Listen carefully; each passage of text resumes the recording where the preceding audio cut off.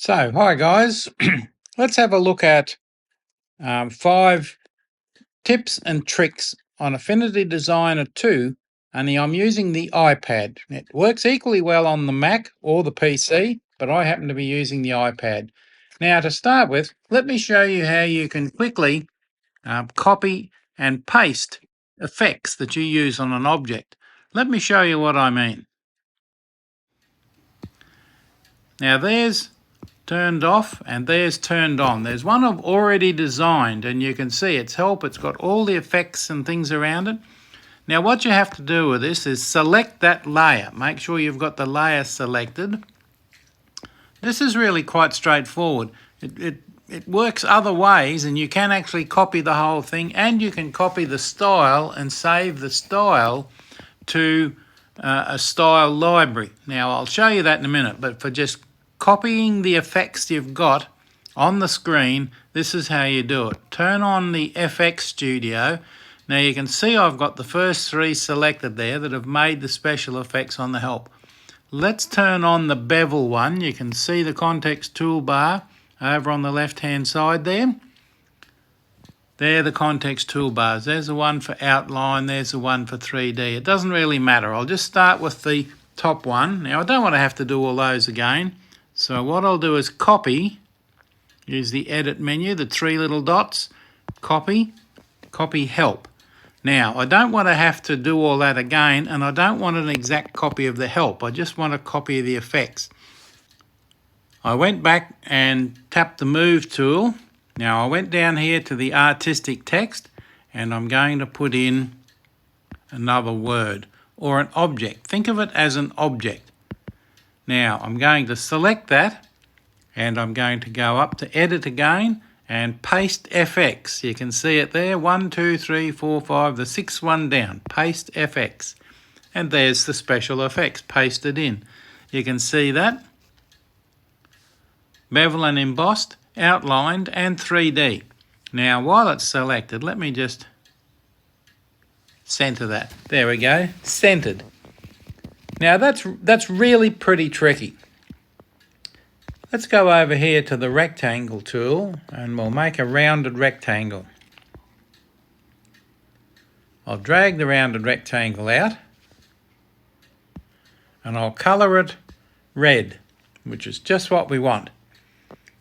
Now, have I still got the special effects in the copy board? There it is, you see, paste FX. While that's still highlight, then you can use it. And there's the special effects pasted around that object. So you can do that with anything. You have to have, remember this, you have to have where you're pulling the special effects from, you have to have that highlighted and showing in the context toolbar. Then you go up and you copy and paste it. Now, how did I get back there with everything appropriately with the special effects in it? Because I went back to each one with that, selected each one, but didn't select it with the FX part enabled. Selected that, enabled FX, copied it, then went back to that, to the next one, to the next one, and I should be able to put in another one. Let's do, what do we go? Triangle's as good as anything. Let's do a triangle, which is that colour. Let's make it a blue triangle. There we go. Now it's selected and we can paste FX. And there it goes. That's just what you want. Too nice.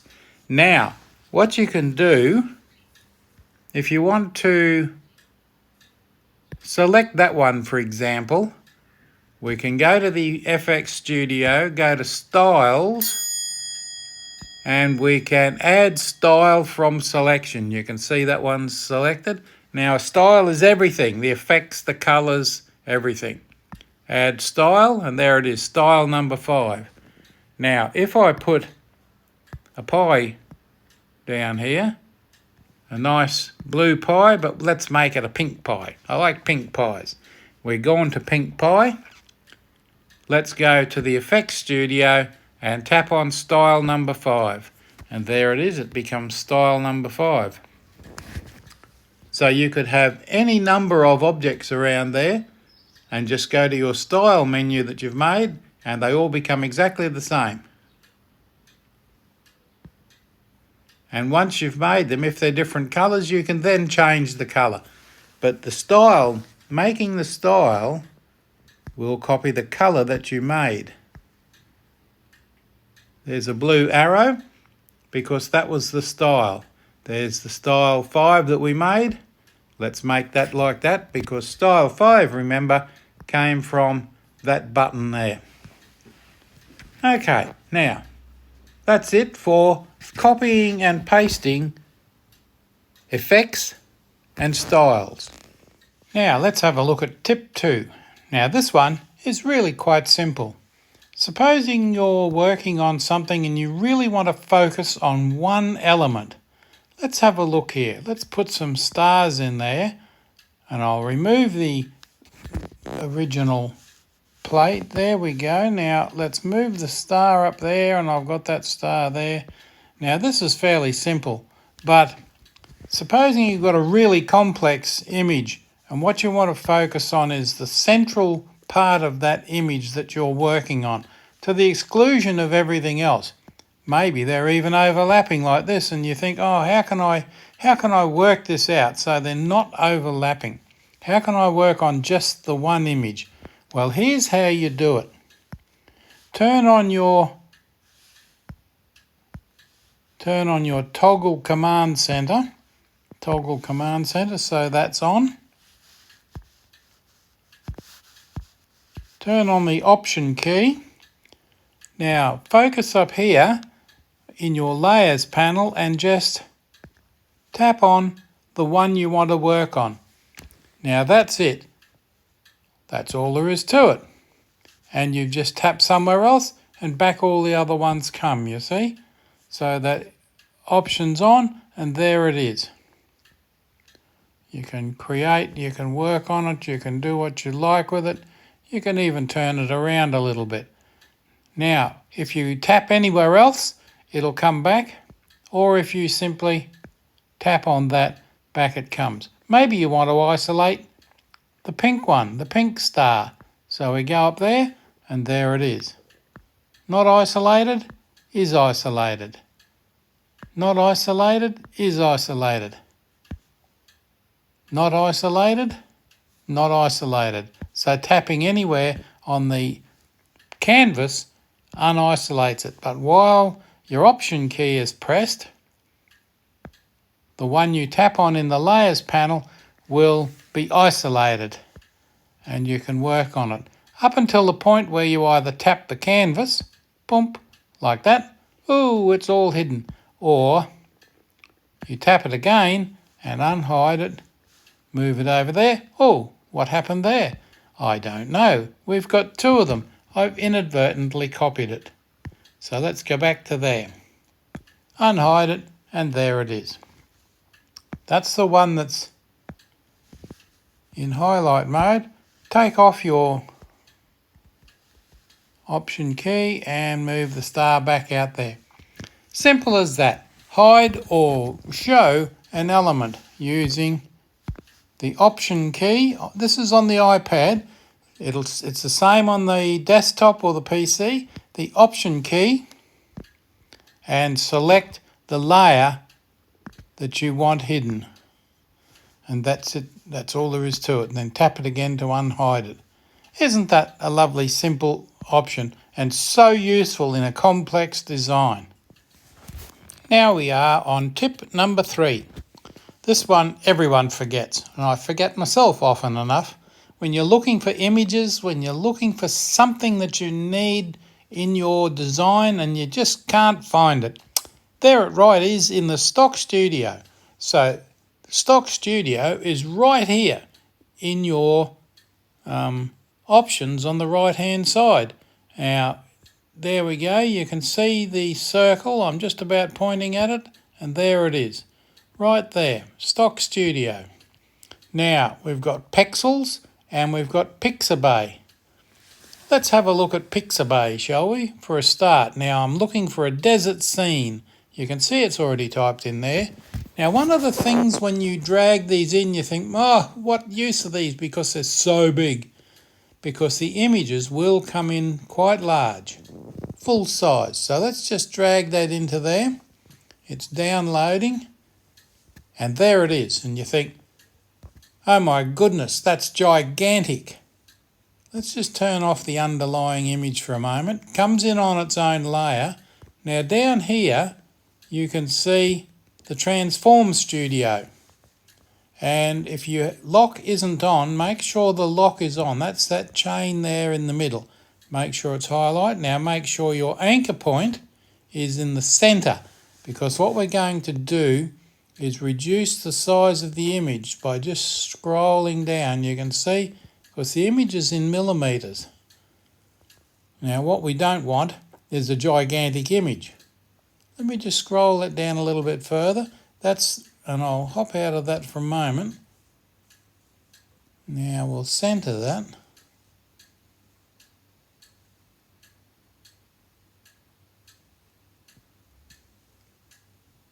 There we go, perfectly centered. Let's bring up the Transform Studio again and slowly increase the width and height. That's about right. It's bigger than the image that you've got, but of course if you move any of those handles, you deform the original image. So let's just tap anywhere so that that image is in there. Now I've got the option, the command controller key on there, so I just turned that off. Now what we've got here, let's have a look. We've got the image and we've got those layers that I'm using underneath it, but there's the image and you think, I want to make a montage of that. So let's go back to the Stock Studio. This time I'll go to Pexels. I'm still looking for deserts. What can I put in there? Now there's tracks across that desert. Let's make a little montage, shall we? There's some camels. I'll put that across there. And you think, okay. We've got Studio here. We're back to that. The lock is still on. It's still centered. So let's reduce that in size considerably. That's a nice small image, and it's about there. Now, what can I do with that? You can do all sorts of things with that. Let's do something else on here entirely. Let's put an ellipse in there.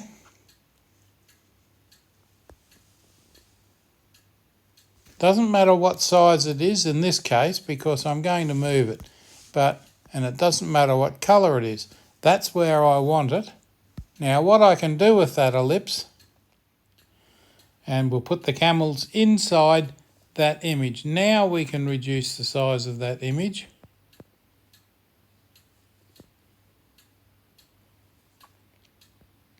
Reduce that right down there. And bring it up there a little bit. And there we go. Now, because we've got that in there, make sure you select the top one. Now I can place that anywhere I like. That's all there is to, basically that's what there is to tip 3. Don't forget your studio. Maybe you're not looking for desert, maybe you're looking for a girl. There you go, lots of girls there. And do you want to put it in the desert? Put a photo of a girl in the desert. There we go, over there. Reduce that, reduce the size of that, anchors on, and we can put that over there. Now if you want that in a circle again, which is a good idea, pull that circle out. So you can see there, I've got another circle there, and I've got the image of the girl much reduced.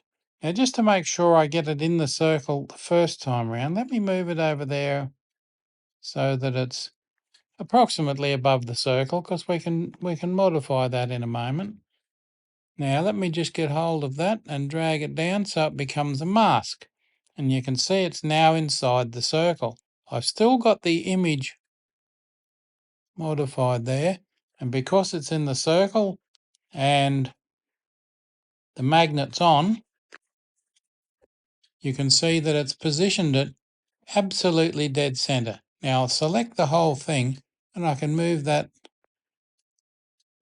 up into the corner. I can select that one, move that down into the corner, and there you have it. Now all of that, all of that's done by simply using the stock studio that comes standard with it, either Pexels or Pixabay. And it's a bit difficult to see, but there's thousands of images in there, more images than you could possibly want in any one design specification.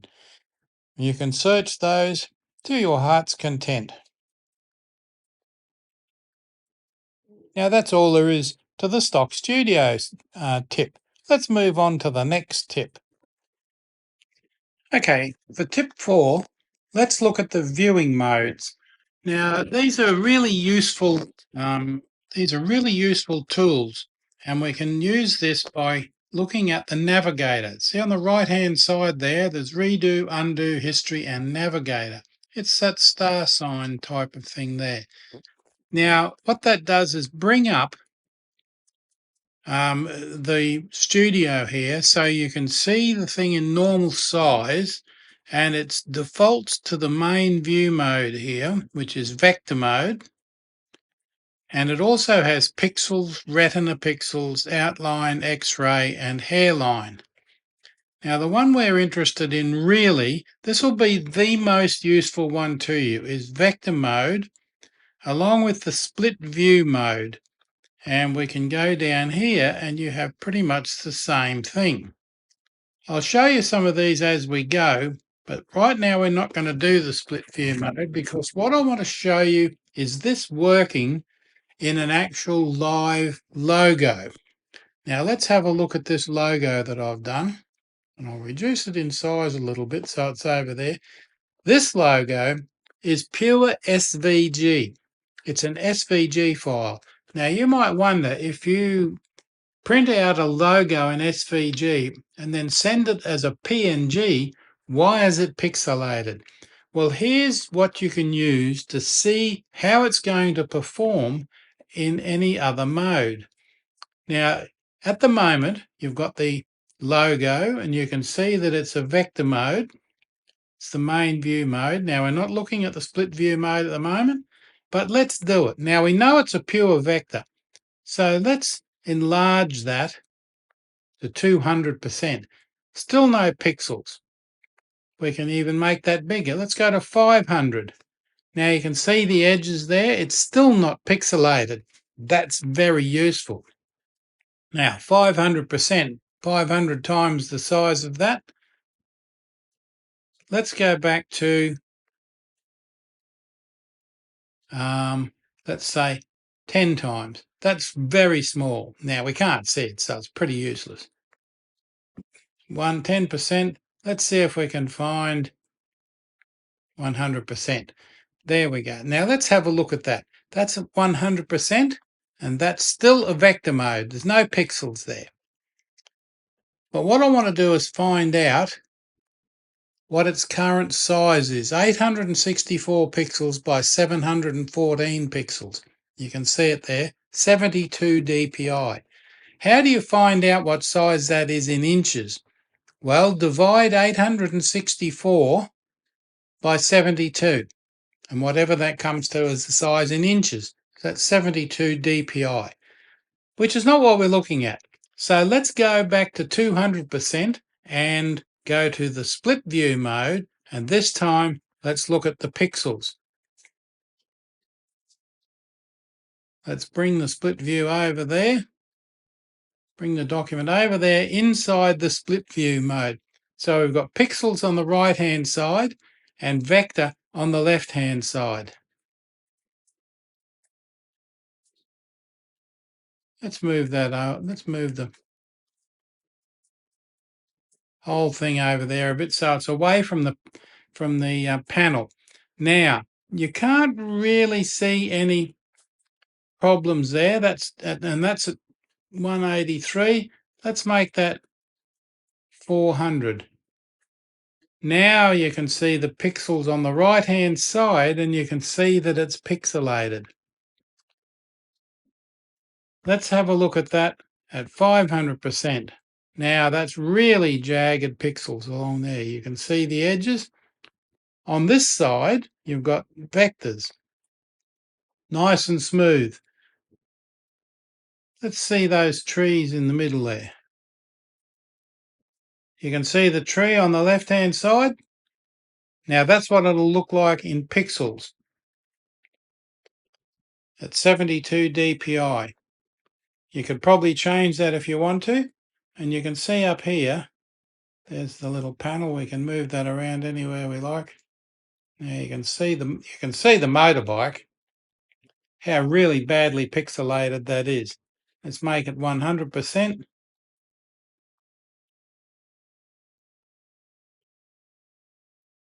And whichever way you look at it, that's going to be pixelated, isn't it?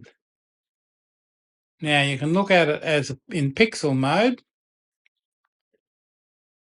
None. Pixel mode 200%. It's not too bad, but it's still pixelated. Let's bring that out. Now you can see I've enlarged that and you can see it's badly pixelated. Look at it in retina pixels. Yeah, it's not too badly pixelated. Retina pixels, as you're aware, and you can see the size on the left-hand side over here, 864 by 714.2 pixels, 72 dpi. Now, if you make that inches, you do, remember 864.4 divided by 72. Can I quickly do that? How good is your maths? Where's my calculator? 864 divided by 72. That's 12 inches. So even at 12 inches, the width, that's going to be pixelated. It's about 12 by 10 by the look of that. 714 divided by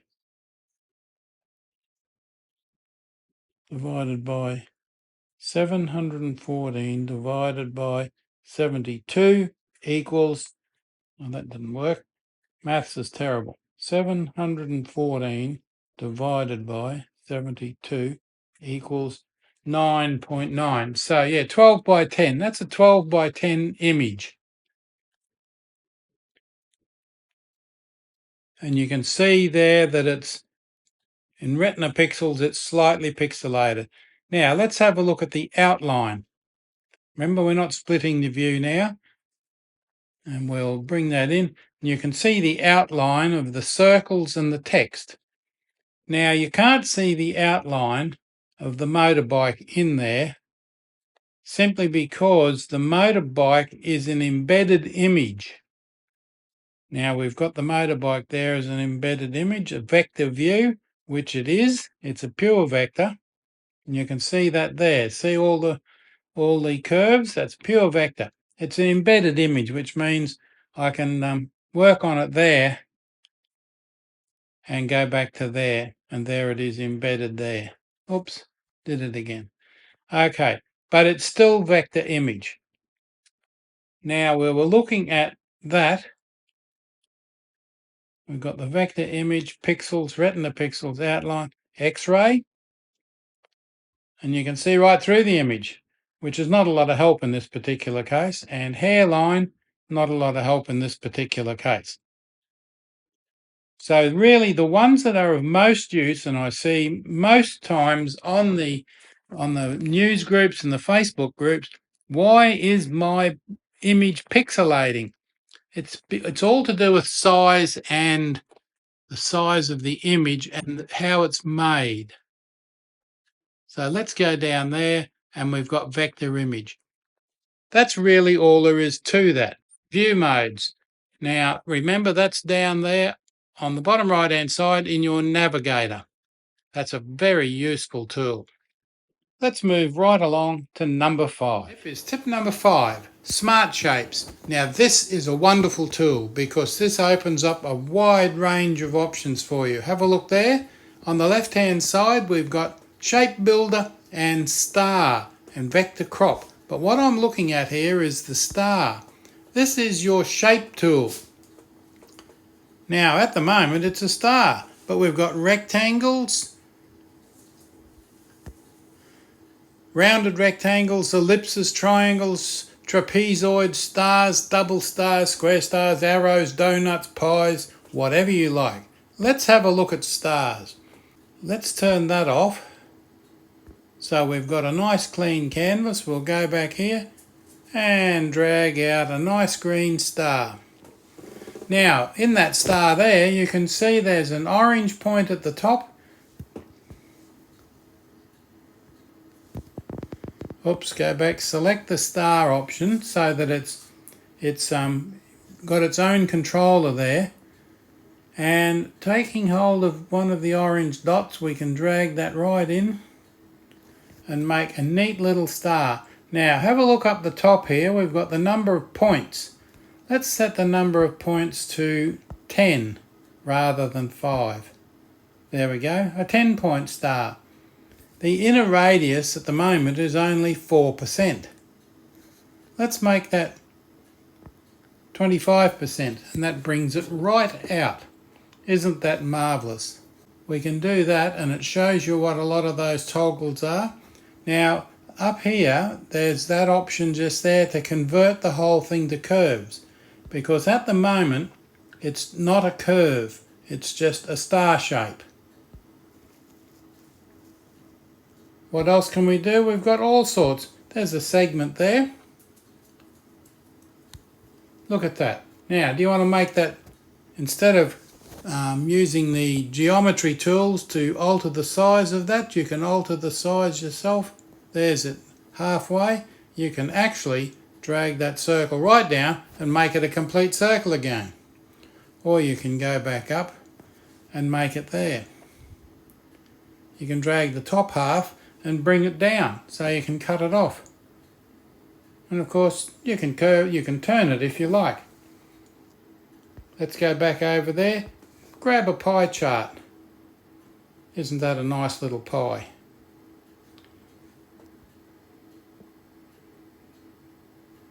And you've got a nice little shape there. Still controllable by the start angle and the end angle. Which are those ones there? End angle is 0. Let's make it 5 degrees. And there you just move that angle there. Oops, sorry. I touched the screen. But you can see that angle there is now just above its start point. 5 degrees above, in fact. Let's go back and select that again so it's selected. We can drag that up, right up to there. You can do all sorts of wonderful things with that, which is just what we want. Don't forget your shape tool. You can do all sorts of wonderful things with that. What's right down the bottom? Here's one of your favourites. This is a heart shape. It's traditionally not green, but a nice red. Isn't that lovely? Go down here.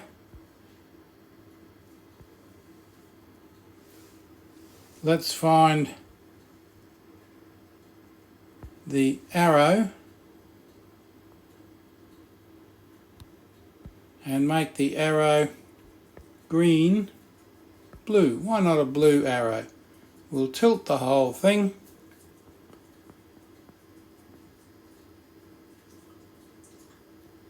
And that's obviously what we want there.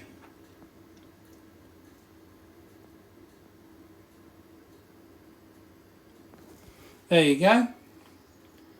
An arrow into the heart. A bit rough, but I'm sure you can do better than that. And that's what it looks like in the end. Isn't that nice? What you can do with shapes is almost limitless. Don't forget to use them. That's tip number 5.